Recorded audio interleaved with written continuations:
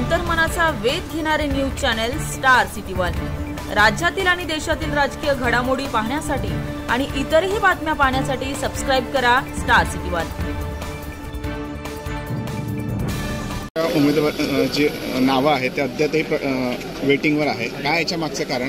दुसरी गोष्ट, आपल्याच मतदारसंघामध्ये उपमुख्यमंत्री म्हणून अशी आपल्या नावाची घोषणा करण्यात आली।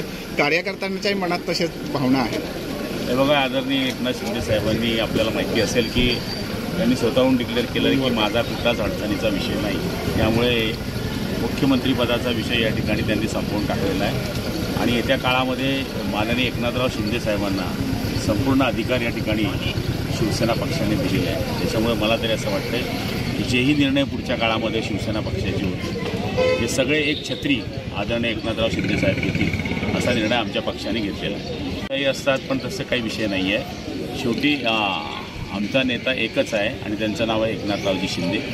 ते आदेश करतात तशा पद्धतीने आम्ही काम करत असतो आणि पुढच्या काळातही तसंच